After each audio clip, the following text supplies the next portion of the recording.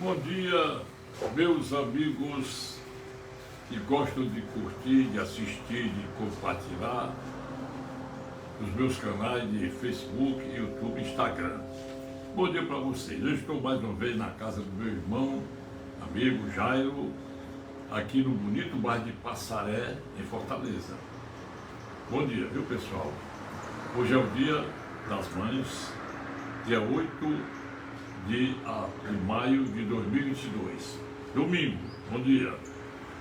Eu vou dedicar esse meu vídeo para toda essa gente que me assiste, mas eu quero fazer um elogio e vou mandar o vídeo para eles, aliás, Augusto Nunes, da Rádio Jovem Pan, TV Jovem Pan, também para José Maria Trindade, para Ana Paula Henkel e o Guilherme Fiuza, esse quarteto que gosta de falar a verdade e de analisar com muita dignidade as coisas que estão acontecendo no Brasil.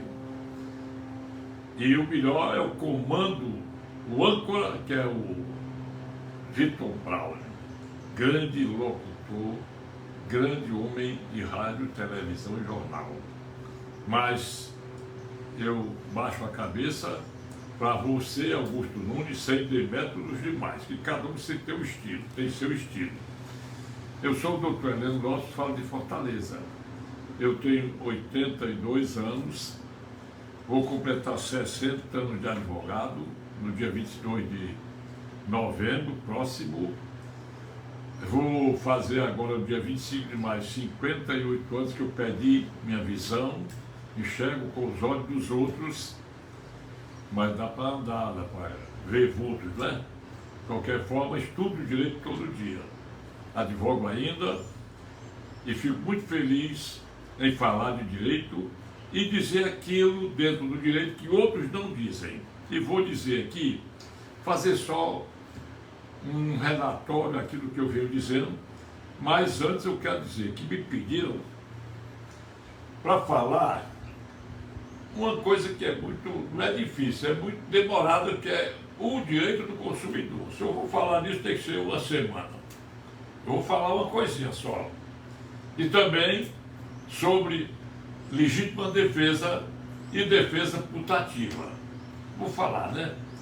Senhores, que vergonha, que canalice. Eu acho que o Augusto Nunes vai sentar a lenha na sua participação de amanhã na Jovem Pan, em qualquer canto. Os outros também, né? Porque o Augusto Nunes eu gosto porque ele diz aquela palavra que o Zé Maria Trindade, ele manda uma coisinha.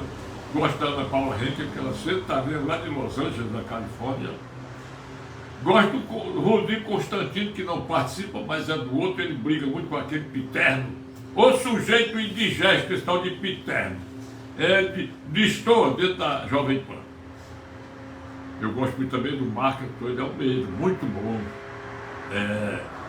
O Williams, doutor Williams, muito bom também. E todo mundo é bom. Agora, os que são contrários à democracia, que eu não gosto. Esse Fabiano Piterno, sei lá que é o nome dele, devia ficar só no futebol. Olha, Maria, olha, Augusto Nunes, meu amigo, que vergonha aquele discurso do Lula. Como é que o marqueteiro escreveu e ele leu, parecendo até que o Lula é a coisa mais linda do mundo, o homem mais honesto. Eu estou já aqui a me dizer, mas eu não aguento ouvir o sujeito desse, o ladrão. Não colocaram lá, ele vai salvar o Brasil, vai redemocratizar o Brasil está fora da democracia. A vergonha. Rapaz, o marqueteiro escreve agora português meio ruim. E o Lula também lê um pouco ruim, ou melhor, lê muito ruim. Ele não sabe fazer a cena. A cena que ele faz é aquela cena mentirosa, salvador da pátria, canalha que arrasou o Brasil. Aliás, ele quer voltar porque ele está doidinha para fazer um porto lá, é a Venezuela. E a Cuba já está querendo também o metrô. A Dinamarca, não, né? A Dinamarca é um país sério. É a coisa, a Nicarágua também está querendo. O BNDES está aí, 900 bilhões de reais. Às vezes eu digo que aquele servidor devolveu 100 milhões da Petrobras, foi 100 milhões de reais, não foi de dólar, bilhões, sei lá, muito dinheiro. Quer dizer, como é que um cara desse é ladrão, desonesto, descarado? Agora, veja aí a gaiatice, o Geraldo Alckmin não compareceu. Será que ele inventou que estava com Covid? Será? Eu acho o seguinte, agora lá é um ambiente fechado, falaram em 4.000 pessoas, mas pelo que me disseram, não tinham 2.000 pessoas, porque o auditório lá não comporta isso. Agora, eu acho que o Lula saiu escondido e ninguém filmou as vaias que ele levou quando saiu pelo sul por qualquer canto. Porque um cara desse, rapaz, devia ter vergonha. E viu dizendo aquele discurso dele, escrever, ele lendo aqui, lê ruim, no fim abraçou a Dilma, elogiou a Dilma, dizia um abraço a Dilma, não sei o quê. Mas ele devia examinar lá em Campinas, foi fazer aquela apresentação lá, mais uma coisa que ele fez lá de propaganda antecipada. O negócio era tão pequeno, quando ele saiu, levou vaia, levou o nome de ladrão, de larápio, tudo. Quer dizer, querem empurrar pela nossa garganta esse pessoal que quer implantar a bandeira vermelha no lugar da nossa bandeira. Eu estou aqui com as coisas do Flamengo, com o meu boné hoje é do Flamengo, jogo Flamengo e Botafogo hoje às 11 horas. Entendeu? Agora, eu acho que foi um discurso que os aplausos foram lógicos.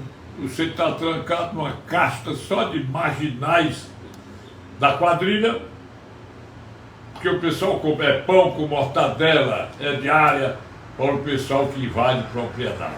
Todo mundo sabe disso. Agora, vejamos aí o que acontece em termos de que nós estamos vendo. Primeiro, ouvi hoje, que eu gosto de ouvir a CBN, que é da Globo. Aí quando eu sinto que eu não aguento, que o negócio é nojento, eu mudo de estação. Aí eu estava ouvindo hoje uma entrevista do Júlio Vieira, que está lá substituindo aquele Paulo Galvão, que é outro canalha. Júlio Vieira entrevistando o professor e diretor do curso de Direito da Unicamp, falando sobre direito constitucional, porque, eu não sei se eu ouvi errado, né? O TSE tinha formalizado um convite para parlamentares da Europa, da Europa, da União Europeia, assistirem a nossa eleição e apuração. O Ministério das Relações Exteriores disse que o Brasil não tinha isso de chamar de outro mundo, outro continente. Aí eles deram uma tréguazinha dizendo que por questões técnicas, não sei o quê, não vamos convidar o pessoal da União Europeia. E esse entrevistado, o tal de Vital Júnior, salvo engano, dizendo-se professor de Direito Constitucional da Unicamp, diretor do curso de Direito, ele disse lá que isso é costume, veja na democracia da Venezuela, até para eleição convidaram, não sei de onde. Rapaz, é ridículo, é que eu vi isso do canalha, não é? Não é ridículo? Eu não sei se eu ouvi errado, mas falar em democracia na Venezuela é mesmo que chamar, sei lá, de rato como elefante, sei não, sei comparar. Agora, vocês vejam uma coisa, eu já disse e vou relembrar uma coisa aqui dentro da lei, viu, Augusto Nunes?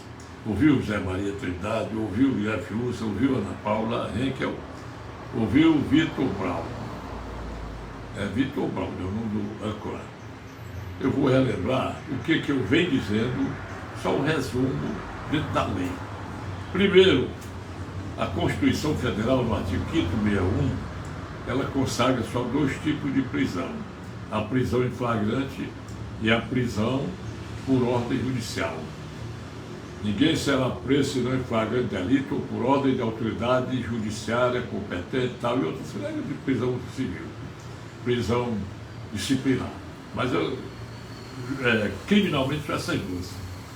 Aí, o ministro Alexandre de Moraes inventou o mandado de prisão em flagrante. E, com esse mandado de prisão em flagrante, ele mandou para a Câmara Federal. O parágrafo 2º do artigo 53 diz que o cidadão, o parlamentar, só pode ser preso em flagrante por crime inafiançável. Aí a Câmara Federal recebeu um ofício do ministro Alexandre de Moraes.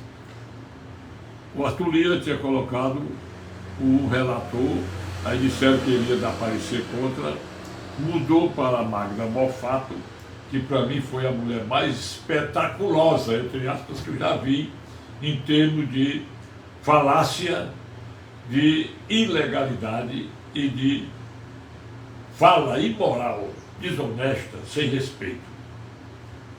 Bom, você lendo o parágrafo 2º do artigo 53, diz que só pode ser apreciada a prisão pela Casa Parlamentar, a qual pertence aquele que foi preso em flagrante por crime inafiançável, se for mandado para lá o auto de prisão em flagrante. O que é o auto de prisão em flagrante? Quem foi que já disse isso? O auto de prisão em flagrante é aquele que tem que ter as exigências dos artigos 302 a 306 do Código de Processo Penal. Ou seja, duas testemunhas que assistiram ao fato ou duas que assistiram quando o condutor entregou o indivíduo preso em flagrante. Isto porque, quando o crime é praticado em local ermo, o condutor não teve condição de pegar duas testemunhas do fato, a autoridade policial chama, fulano e fulano, vocês vão assistir que o fulano entregou o preso, o fulano estava em flagrante delito, vocês não vão depor sobre o fato, sobre a prisão entregue, a prisão do fulano preso em flagrante. O crime presencial, de acordo com o artigo 317 do Código de Processo Penal, não precisa de condutor. No auto de prisão em flagrante tem que ter duas testemunhas, tem que ser feita a informação das garantias do preso, artigo 562 da Constituição Federal, está repetido lá nos artigos 302 a 306, e dada a nota de culpa dentro de 24 horas. Hoje, no regime do nosso novo Código de Processo Penal, digo novo porque ele está totalmente deturpado, ainda em vigor desde 1941, mas com modificações que parecem um novo código. O novo Código de Processo Penal, que foi completamente desmoralizado, traz no artigo 310, naqueles incisos, dizendo que o juiz deve marcar uma audiência de custódia para converter a prisão em flagrante em prisão preventiva e, caso seja nulo o flagrante, mandar soltar, o que seria próprio do juiz que fez a audiência de custódia do Daniel Silveira, mas ele preferiu converter a prisão em flagrante com todas as coisas erradas do auto, sem nota de culpa, conforme manda também o artigo 306 do Código de Processo Penal. Aí vem outra coisa. Surge o problema da tornozeleira. O Daniel Silveira se homicia lá no gabinete dele na Câmara Federal. Arthur Lira, o maior indigno, ele, aliás, os dois, ele e o Rodrigo Pacheco, com maior indignidade, presidem as duas casas legislativas. Ele, Arthur Lira, fez um ofíciozinho dizendo que decisão judicial cúmplice, mas que o parlamento, que a Câmara tem que defender a inviolabilidade dos parlamentares. Já se sabe que a prisão era absolutamente inconstitucional por força do caput do artigo 53 da Constituição Federal. Naquela oportunidade, quando a Magda Mofato, arrependida, contou a verdade. A prisão era só por 3 dias, ou 4 ou 5, ou uma semana. E que todos os deputados que votaram a favor da prisão, muitos se arrependeram e falaram do constrangimento para votarem a favor, que vocês têm rabo preso lá no Supremo e não podem. Entendeu? Aí, ele tinha a oportunidade, para o terceiro do artigo 53, atribui à Casa Parlamentar revogar aquela prisão, decretar a unidade dela. Aí vem o julgamento. No julgamento,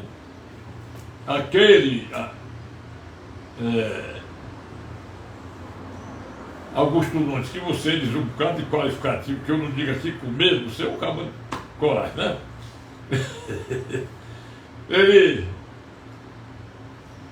Quando ele apresentou o parecer e o voto dele, eu achei gaiado.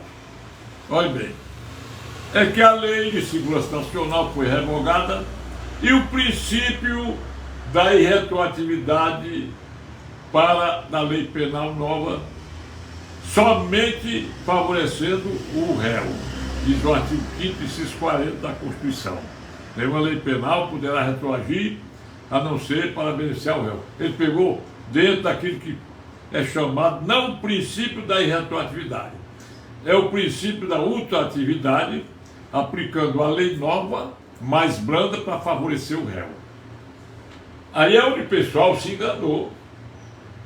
Ele baixou a bola, no correr para evitar uma suposta nulidade, ele arbitrou fiança de 100 mil reais. Ainda disse que o pagamento foi intempestivo. Aí ele pega os 2 crimes, supostos crimes, aplica 3 anos, 6 meses num, 3 anos, 6 meses no, dá 7 anos. No crime continuado, porque o vídeo rodando, era o crime permanente, aplicou a regra do artigo 71 do Código Penal, aumentou para 8 anos e 9 meses de reclusão.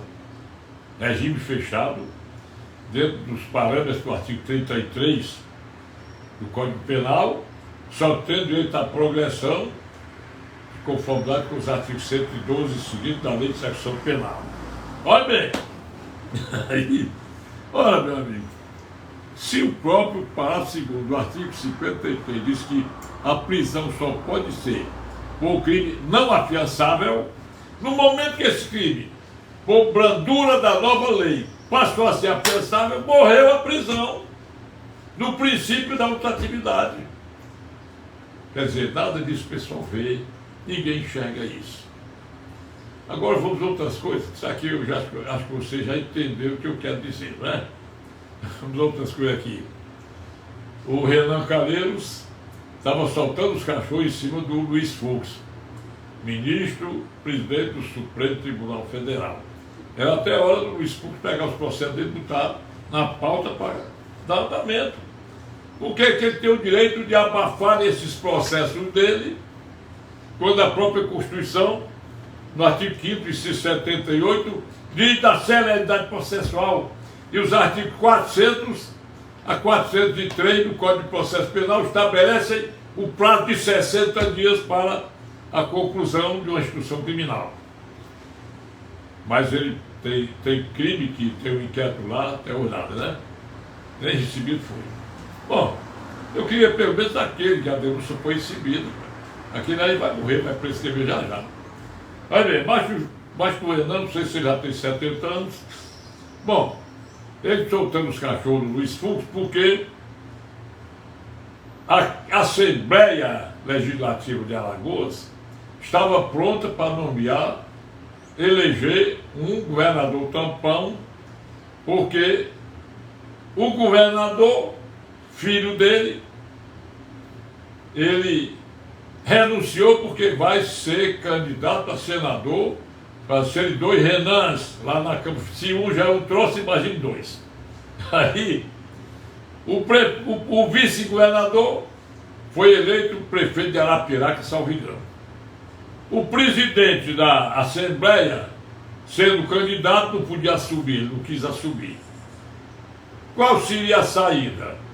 Todas as constituições estaduais, ele teve razão, Renan Calheiros, todas as constituições estaduais são a cópia fiel da Constituição Federal para evitar serem declaradas inconstitucionais as Constituições.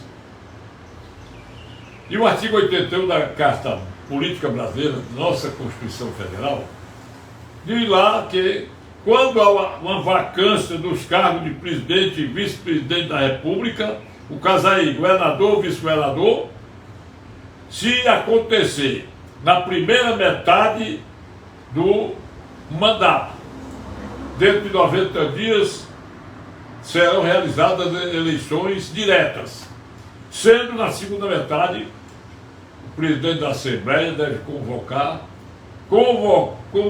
eleições indiretas para, no prazo de 30 dias, elegerem o governador tampão. No caso aí também, o artigo 81, o presidente tampão. Aí, será que foi o partido que entrou, deve ter sido alguém que sacou um bocado de alfinete, enfiou o alfinete nos pés do Renan Calheiros. Eu acho que eles entenderam que quem devia assumir era o presidente do Tribunal de Justiça. Mas, olha, vocês têm que ver, dividir uma coisa da outra. Não confundir linha de sucessão com vacância de cargo. Na vacância de cargo, aplica-se a Constituição, artigo 81 da Constituição Federal, dispositivo que está em todas as Constituições dos Estados. Isso é a vacância do cargo. Ocorrendo a ausência do governador e do vice-governador para alguma coisa fora do Estado, quem assume é o presidente da Assembleia. Se viajarem os três, quem assume é o quê? O presidente do tribunal. Aí não é vacância, aí é ausência justificada, tem que haver aquela serenidade toda. Sendo aqui no Brasil, se o Bolsonaro viajar, o vice Mourão não pode assumir. Aconteceu agora o quê? Numa viagem dele para a Guiana, quem assumiu foi quem? Por um dia. Foi esse sujeito aí que o Bolsonaro apoiou, o Rodrigo Pacheco, presidente do Senado. Por que ele assumiu? Porque ele não é candidato a nada, que o mandato dele de senador é de 8 anos, ele ainda tem 4 anos a cumprir, e o presidente da Câmara Federal, Arthur Lira, não podia assumir porque ele é candidato a alguma coisa. Ainda de sucessão, Augusto Mourão, candidato a senador lá pelo Rio Grande do Sul, não podia assumir, que é o vice-presidente. O Arthur Lira não podia assumir porque é candidato, não podia ficar incompatibilizado. E o único que podia assumir era o Rodrigo Pacheco. Se ele também fosse candidato, quem assumiria? O presidente do Supremo Tribunal Federal, que é o Luiz Fux, iria assumir. Isso era em sucessão da presidência da República. Então eu quero dizer aos senhores que o Daniel Silveira já está com o seu dinheiro bloqueado. O Arthur Lira já comunicou que o desconto vai ser feito nos vencimentos dele, 25% dos rendimentos dele. Então o estupim está aceso, porque o senhor ministro Alexandre de Moraes desrespeitou não só o entendimento dele para satisfazer o patrão Michel Temer, que o nomeou para o cargo de ministro do STF, entendeu? Ele desrespeitou, ele entende, eu entendo, todo estudante entende, estudante de direito, que quando morre a pena principal, as demais são extintas. Ora, se o decreto que concedeu graça ao Daniel Silveira, ele é abrangente porque ele é expresso, penas acessórias, tal, não depende do Supremo apreciar, depende do Supremo cumprir. Eu digo que o estupim está aceso, sabe por quê? Olha bem, porque eles desrespeitaram a figura da Constituição Federal, a irrecorribilidade do decreto presidencial, que é uma prerrogativa, uma discricionariedade do presidente em dar graça, indulto ou anistia. Artigo 84, inciso 12 da Constituição Federal, artigo 734 do Código de Processo Penal. Bom, eu digo que o estupim está aceso também por quê? Porque aí o afé criado com as Forças Armadas, que estão vigilantes, é a maior engenharia cibernética das Forças Armadas. E ele, o Luiz Fux, não, o Edson Fachin vem dizendo que a transparência foi divulgada no 16 de fevereiro, querendo uma divulgação através das emissoras de rádio e televisão, porque ninguém está entrando no site do TSE que não acha mesmo, do portal da transparência. O que é a publicidade? Eles não vivem fazendo publicidade, agredindo a democracia, agredindo a democracia. E mais outra coisa, o Augusto Nunes, Zé Maria Cidade, Ana Paula Henkel, Guilherme Fruza e Vitor Bauer. Mais uma coisa, a súmula 9 do TSE já definiu que com a pena principal extinta, são extintas todas as penas acessórias. É só você botar no Google, escrever assim, ó, quero saber a súmula 9 do TSE, que sai logo, você lê, ela é clara. Tanto é verdade que eles querem desconhecer. Fica o Luiz Roberto Barroso dizendo que a pena principal não elimina as acessórias, ele tem que cumprir a suspensão, não pode ser candidato. E o Bolsonaro está caladinho. O Gabinete de Segurança Institucional está suportando, inclusive, uma quebra de sigilo ilegal de um membro do GSI. O GSI está de olho, as Forças Armadas estão de olho. Isso porque tudo leva a crer que na soma do que vem acontecendo, o Bolsonaro era um Zé Mané na candidatura dele, segundo diziam, vai ser, isso é uma aventura, não sei o quê, levou uma facada, foi eleito. Aí começaram a prejudicar o homem. Não sei o que acontece, o certo é que os canhotos provaram que o Adélio Bispo é doente mental. E agora ele está sendo recuperado. É muito sintomático. Dá liberdade ao Adélio Bispo em plena campanha eleitoral para ele ir de novo atrás do Bolsonaro para esfaquear ou matar. Todo mundo está sabendo disso. Todo mundo está sabendo a programação, a contagem de tempo para prescrever as coisas do Lula. Uma incompetência talvez relativa. Eu digo talvez porque o próprio Supremo não viu a vara de Curitiba para todos os processos. Uma suspeição por embargo de declaração. Quando a incompetência é relativa, não se aplica o artigo 564, inciso 1º do Código de Processo Penal. E lá diz lá, é nulo o processo quando há incompetência absoluta. Nenhum ministro disse que a vara de Curitiba tinha incompetência absoluta. Eles não são doidos de dizer. Enganaram o povo brasileiro. Aí mandaram para as varas lá de Brasília, 10ª e 12ª, que decretaram a prescrição, tudo programado, tudo contado pelo senhor Gilmar Mendes, é o que eu presumo, porque ele é que vinha anunciando. O Lula merece um julgamento justo. Agora o pior, se a pena principal, o ladrão principal, sendo absolvido, não, sendo nulo o seu processo, o ladrão secundário foi beneficiado. Mas tem um ladrão que foi beneficiado por ordem, graça e bondade, lá de uma juíza lá de Brasília, não sei se foi da 10ª ou da 12ª Vara Federal, que pegou dizendo que as provas do Lulinha, o filho do Lula ladrão igual o pai, não podem ser aproveitadas para uma nova denúncia. Pensa aí. Quer dizer, se o Lula teve decretada a sua, não inocência, a nulidade dos processos, porque prescreveu tudo, anular para prescrever, tudo contado. Porque ele tem mais de 70, a prescrição de cada crime é de 6 anos, que era para ser 12, redução de metade, artigo 115 do Código Penal. Vamos botar o cara Fica tudo legal. Aí, o Lulinha não tem mais de 70 para ser beneficiado. Incompetência relativa. Quando o juiz é incompetente relativo, ou tem incompetência relativa, os atos dele não são nulos, ele manda para o juiz competente. Isso é que era o certo, e realmente aconteceu. Não, o senhor Edson Fachin, por uma canetada miserável, assaltou a nação brasileira.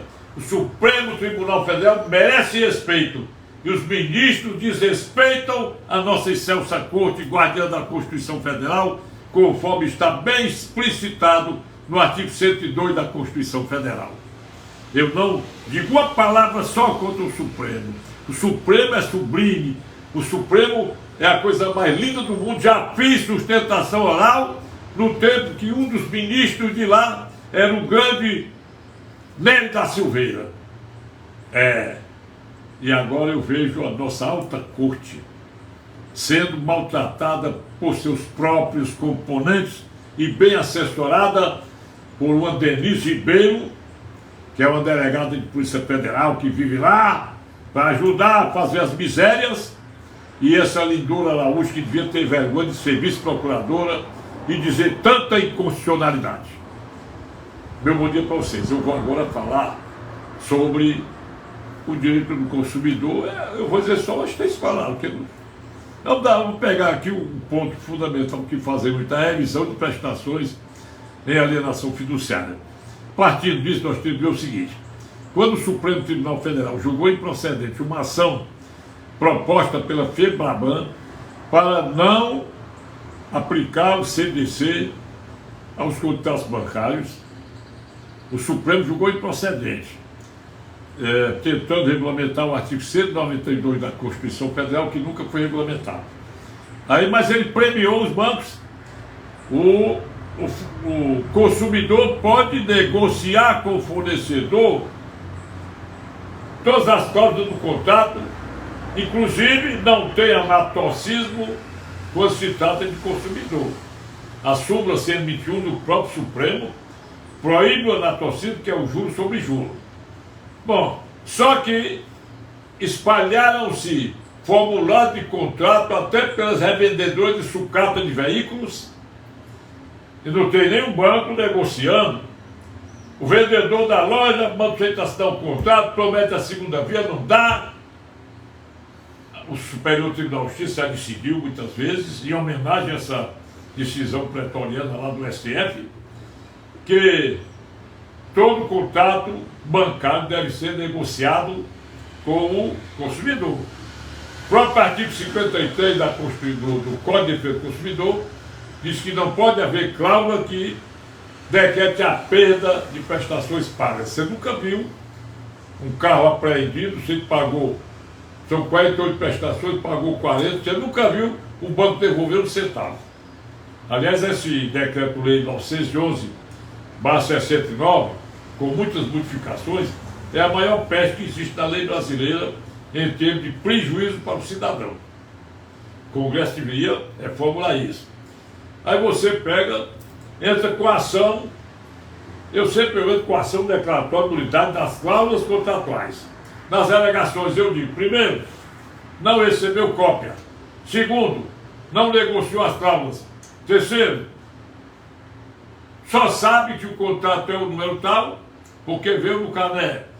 A prestação, no cálculo, era para ser de tanto. Às vezes você dá uma entrada de 10 mil, 20 mil reais, e a revendedora, como direito, bota como sem nenhuma entrada. Bom, isso tem gerado muito, porque os juízes, com muito acúmulo de trabalho, eles só olham a defesa do banco. O banco, as cláusulas do contrato estão em perfeito estado, porque os juros estão corretos, porque não se aplica o juro de 1% ao mês, artigo 407 do Código Civil, não se aplica porque o Supremo decidiu que não se pode colocar o juro de 1% ao mês. Com isso, o Supremo revogou o artigo 51, inciso 4 do CDC, Código de Defesa do Consumidor, que diz o seguinte: toda cláusula que põe em desvantagem o consumidor é nula.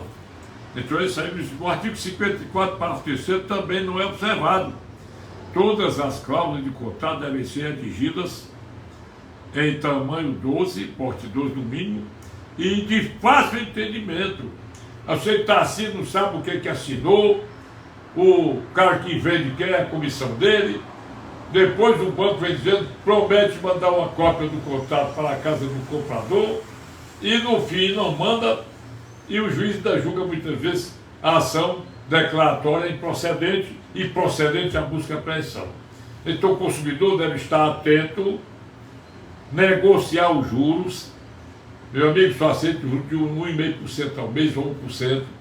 Eu não aceito isso, porque se faz uma extorsão ao consumidor. Tem que ver também, o artigo 1º do Código de Defesa do Consumidor diz: este código visa a defesa e a proteção do consumidor. Aí o STJ definiu que a relação de consumo é matéria de ordem pública. Olha, eu vou deixar para amanhã sobre defesa putativa e legítima defesa. Mas vou encerrar o Código de Defesa do Consumidor dizendo que vocês tenham cuidado para os fins do artigo 26, produto comprado com você tem a garantia só de R$3,90. Se você tem que registrar o BO para ir atrás da garantia, a garantia dos produtos duráveis 6 meses. E mais, 5 anos é o prazo de prescrição, artigo 27 do Código de Defesa do Consumidor. E tem uma outra coisa, se você vai cobrar danos em razão de um contrato de relação de consumo, se você não registrou a ocorrência no prazo de garantia, você perde o direito de reparação de dano pela decadência, que o Código chama caduca em 30 dias, em 60 dias, 90 dias, artigo 26, e com a caducidade, que é a mesma coisa que decadência, você fica sem o direito de cobrar. Lembrar que danos morais e danos materiais particulares, o prazo de prescrição é de 3 anos. Os danos morais e os danos materiais em relação de consumo é de 5 anos, artigo 27 do Código de Defesa do Consumidor. Mas, para mim, 2 principais artigos ou 3 do Código de Defesa do Consumidor estão relacionados ali, olha bem. Artigo 43, parágrafo 2º. O consumidor tem que ser avisado previamente, com prazo X, para ter restrito o seu crédito sem o cumprimento desse dispositivo, você ocasiona danos morais ao consumidor. Primeira coisa. Outro artigo que merece muito destaque é o artigo 46. O consumidor tem o direito de obter informações de tudo quanto está negociando previamente. A informação, depois de concluído o negócio, torna o negócio nulo. E mais outra coisa, o artigo 28 do Código de Defesa do Consumidor, atenção, você aí que vai comprar, aí a empresa que vendeu para você, o banco, faliu, ou então está em recuperação judicial, de acordo com a Lei 11.101/2005. O que você pode fazer? Aí o juiz dá uma ordem mandando suspender o processo até o julgamento, outros mandam expedir uma carta de crédito, não tem nada disso. O artigo 28 diz que o consumidor tem o direito de requerer a desconsideração da personalidade jurídica da empresa vendedora do veículo para que ele possa cobrar o seu direito aos seus sócios. Artigo 28, ela pode estar em grau de falência ou em grau de concordato. Concordato hoje é a recuperação judicial. Agora eu quero dizer uma outra coisa, isso é o artigo 28 do Código de Defesa do Consumidor. Quando eu entro com a ação, eu não vou pedir revisão de prestação, não. Peço para declarar nulo o contrato e o débito fica aquele originário com juros de 1% ao mês, a correção segundo o INPC, se for judicial. Se não for, só o juro e aquela correçãozinha da cadeia de poupança. Depois eu volto amanhã, vou ver se eu falo sobre legítima defesa e também a defesa putativa, porque a pergunta foi essa: se as consequências da defesa putativa são iguais às consequências da lei de defesa. Ou seja, se o réu for absolvido por defesa putativa, se a vítima não pode cobrar da empresa a que ele pertence ou da repartição a que ele pertence aquela indenização. Amanhã eu falo tudo isso, tá bom, pessoal? Bom dia e até amanhã. Feliz do mundo, feliz Dia das Mães. Parabéns a você e do Pingos dos Is, da emissora Jovem Pan, para mim a emissora mais séria do momento, porque umas são verdadeiras vaselina, né? Agora a Globo e a CNN, meu Deus do céu, esse pessoal não tem vergonha. Bom dia, Augusto Nunes. Bom dia para você, Zé Maria Trindade. Bom dia para você, Ana Paula Henkel. Bom dia, Guilherme Fiuza. E muitas felicidades para você, Vitor Brown. Feliz Dia das Mães para todos. Bom dia. Meu WhatsApp. Vou dizer para você. Peço para curtir, para compartilhar. 85 é o DDD. 999-453883. Obrigado a vocês todos. E eu estou mandando esse vídeo direto para a Rádio Televisão Jovem Pan. E peço a gentileza de chegar às mãos dos nossos amigos mencionados neste vídeo. Obrigado e até amanhã.